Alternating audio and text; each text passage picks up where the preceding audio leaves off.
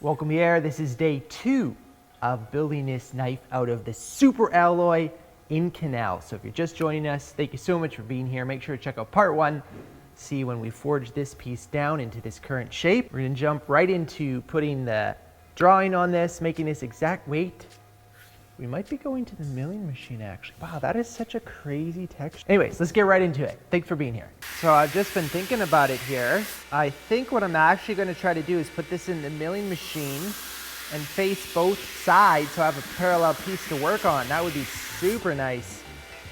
I did try in the first in-canal video, I did try testing it and the machining of just a little bit went okay. And then once you get deep into it, it work hardened. So maybe we can just skim that off and it'll be okay. Let's try. It'll be fun to see what happens.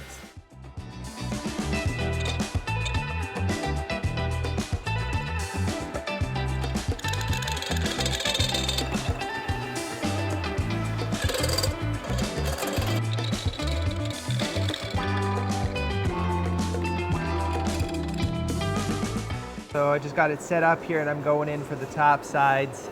This is not a good setup, so I'm pretty nervous about this hangover. We'll see how it works though.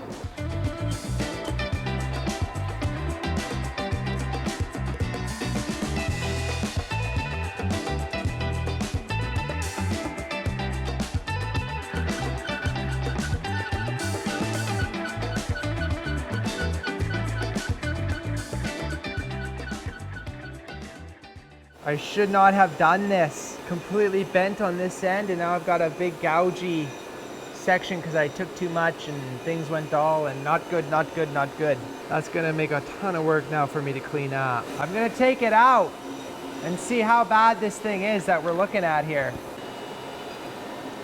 What the heck did I do? It's like 1/8 of an inch crown to this thing now. I have no idea why that happened. Must have got hot and expanded or something. Oh boy. I still got the material there. I think I'm okay. Like it's gonna be a little bit lighter than 1/4 of an inch. I think that'll be okay though. Weird stuff, man. That is so crazy. Let's go show Martin, see what he has to think about this. Hey Martin! What happened? I don't know. I was just facing it and then things weren't going well and then I noticed something was wrong. Is that not, like, look at that. It's hot. It's a little bit hot up there. Grab it at the bottom. Is that not crazy?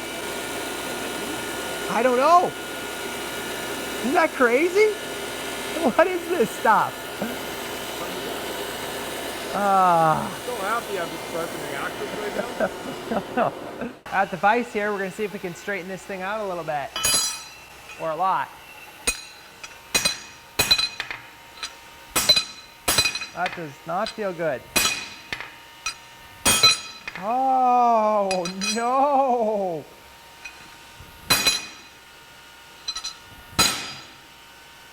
There we go. Coming. When you straighten stuff cold, you have to do it over a cavity because this material, I was going to say steel, it's not. This here, the materials, if it was perfectly straight, it would go back to crooked. So you actually have to push it past straight to get it straight. That's why I do it here with the gap. If I didn't know what this was,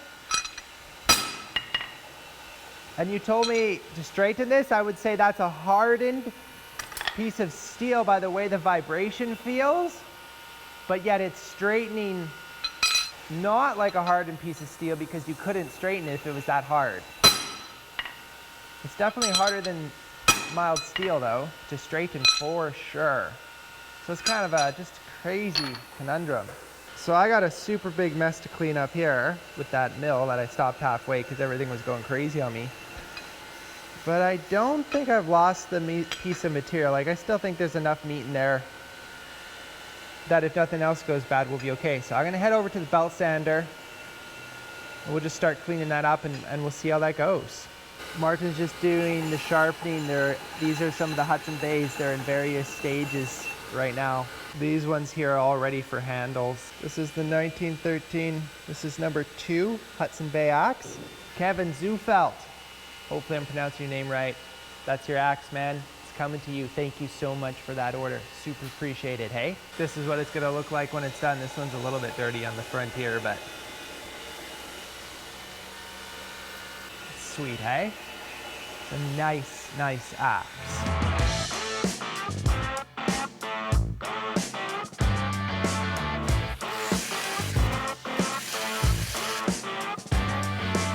So I'm gonna just do the profiling of the blade so that then when I'm grinding it flat, I'm not grinding stuff that I'm just gonna cut away. That makes no sense. So let's just do the layout and then we'll go from there.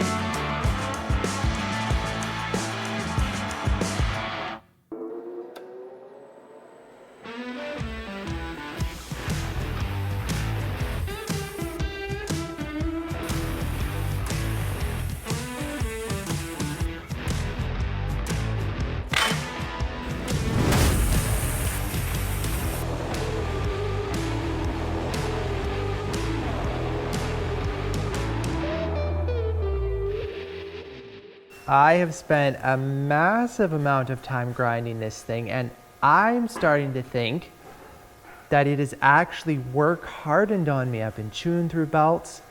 This spot here is a low spot. I've been grinding for half an hour, 40 minutes, 2 different belts, and it like moved 1/8 of an inch, not even. So to get that all out, it's crazy. And even profiling the back right there, at first I could shade that pretty good, and now with the belts I can't even get that to roll back. I'd like that to slope in more, slope down more. And then this side is not that much better either. That's the forged surface still in there, those gray spots. So what I'm debating right now is if I should try to stick it in the forge and see if I could like soften it and come back and get this smooth and parallel. The work hardening might actually work in our favor for the blade. Like if it's getting hard, you know, by the time you're done grinding, if you can get it down there, you'd have a hard edge. So I'm not quite sure what to do. I'm not quite sure what to do, to tell you the truth. I think just because this is such an experimental project, I think we should just heat it up carefully, let it cool and just see, right? It's also really thick. It's like a solid, well, it's 1/4 of an inch thick. For a little knife like that, you know, you'd want that a lot thinner, but we might not be able to get it thinner at this point. Here we go, we're going in.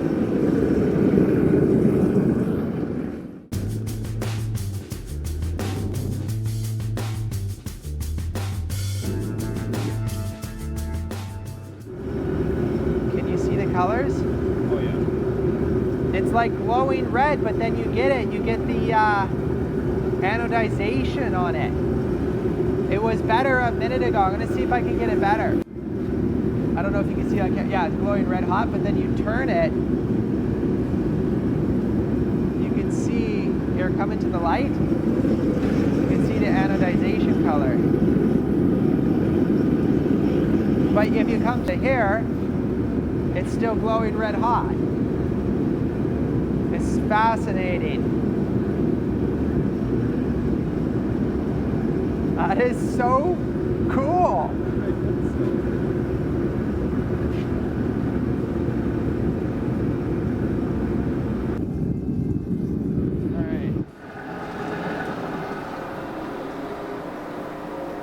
Just gonna check that it's straight. Yeah, it's pretty good.